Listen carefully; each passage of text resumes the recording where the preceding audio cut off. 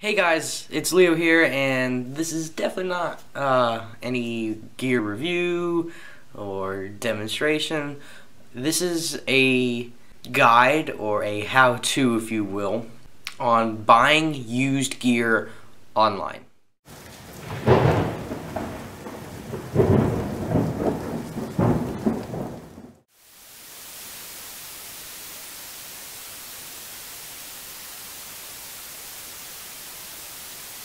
So if you are a musician, there's definitely no doubt in my mind that you've tried to get yourself some used gear. It's great if you could find a good deal on a piece of gear you really want, or if you see something that does cost a lot of money that you haven't heard of before, or you've heard about. It's a great tool, and there's many great ways to go about getting used gear. Reverb, Craigslist, Facebook Marketplace, heck, even Guitar Center, Sam Ash, there's used stuff. But really, I'm going to be focusing on two that don't really have a system in place to keep you from getting screwed over, and that's Facebook Marketplace and Craigslist. Now, this is coming from my personal experience, and I have a short list of advice I would like to give people who are looking into used gear or looking to eventually purchase some used gear. Let's get into it. First, you need to ask questions. It's kind of self-explanatory. You don't want to just be like, oh, someone's selling this Mesa Boogie for $500, and you get there and you're like, oh wow, $500, here you go, and it doesn't work. Or there's something wrong with it, there's some wiring problems or something like that. So what you want to do is you want to ask questions. How long has it been used? Where has it been used? It's very important. Has it been gigged with? Has it stayed in a home studio?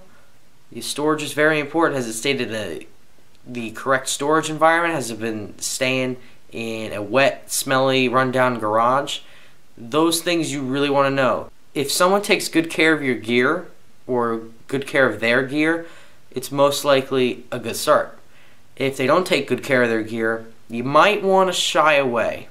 So, always ask questions. If they're not willing to answer your questions, you don't go any further. They are interested in only scamming you out of your money and not getting you that piece of gear you want. Number two, ask to test the gear. Now, this does tie in to the previous one, but this is very important. If they don't want you to test out the equipment before buying it, run away. That means it either doesn't work or they know it's going to break really soon. If they, especially in today's climate with the whole virus thing going around, some people might be like, oh, I don't really want you touching my stuff, I just kind of want you to take it and go. If they're one of those people, you can work with them a little bit. You say, do you have any videos of it working? If they don't, be cautious, because if they don't have even video proof and they don't even want you to touch it, it's probably some sort of scam, and you definitely don't want to get wrapped up in that and lose money. Number three, research how much the item is worth. You do not want to overpay for used gear. Perfect example, I wanted to buy a Digitech drop pedal. Great pedal, by the way, and I think I'll do a review on it soon, even though everyone and their mother has probably done a review on it. I saw a used one on Facebook. The only thing was, the guy was selling it for $175. New from Amazon, I could get it in 2 days for $160. And with that, there's also a refund policy. If it doesn't work, if it's damaged, I have the ability to return it. And it comes with all the components. It's brand new out of the box. If you overpaid for a used piece of gear, there's no guarantees. That person might want to just take your money and run. If you're lucky, they might say, okay, I'll refund you. But you don't want to overpay, first of all. You obviously don't want to, get duped out of, any problems with the product. So what you want to do is you want to research how much that item is new, first of all. Then what I recommend doing is going to someplace like Reverb or Guitar Center or Sam Ash or your music store, your local music store, and seeing how much a used one is. Because that way you can get an idea and maybe make an offer, maybe even a little bit lower, and then you might save a few extra dollars. So always do your research on how much the item costs. You do not want to overpay. Number 4, watch some videos or reviews on the piece of gear you want to buy. This is also going to tie into my last one, which is don't be impulsive. So I'm definitely guilty of this. If you see a great deal on something that you need, but you don't really know much about that specific piece of equipment, you don't want to be impulsive, first of all, and you're going to want to watch some reviews on it. Example, I was looking for a new tube amp. Now, I did eventually find one, and I will do a review on it. Of course, I got to do a review on everything. I was looking at a Bugera T5 Infinium, I think it was called. It was a 5-watt all-tube head. And I was like, oh wow, a great deal.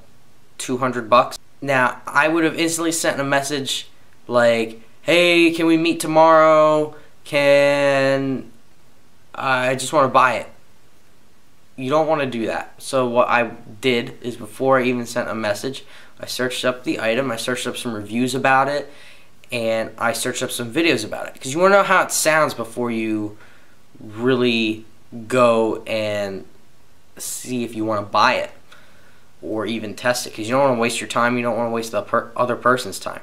Watch some videos of how it sounds, if it's an amplifier, or how it functions, if it's another piece of gear like a mixer or an interface or a preamp. So you always want to do some visual research, if you want to call it that, some visual research. I've never used that term before, but I might continue to use it. Then get some ideas. It might not be for you in the end, but at least you know you didn't spend money on something you might not even like. Try to negotiate.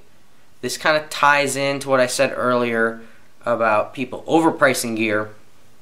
You definitely don't want to be stuck in that path of just the one price. If you think you can save a few extra dollars, then you should go do that. What you need to do is, when you're negotiating, be reasonable. If someone's selling something for $100 and you think you can save $10, you offer them $90 or $85 or $95. You don't want to negotiate while throwing big numbers of I'll only pay this much, because you will not get that product. Trust me, you won't. There's no way. Last thing I want to say is, when you're meeting someone, I would suggest this. Whoever you are closest with or whoever you live with, I would just make sure you tell them where you're going and give them the address, just in case, because I mean, the world can obviously not be nice, and there are people with bad intentions out there. So I would just let people know where you're going. And second of all, if you are selling something that's small, or if you're buying something that's small, and this can go for anything, then I would try to meet in a public place. If it's something like a guitar cabinet, they're obviously not going to meet you in a public place. So you definitely want to make sure that you've spoke to the person quite a bit, and that you let people know where you're going, because you don't want anything bad happening to you, and you would rather have someone know where you are than you being stuck somewhere and something bad happens. I don't want to end on a sour note, but that's just kind of the reality of it all. So those are my tips on buying used gear online. It can be a hassle, it can be a kind of a grind, because people can do some shady stuff, people can try to scam you, but there are genuine sellers out there, and I hope those tips help you grab some great used gear for a good price.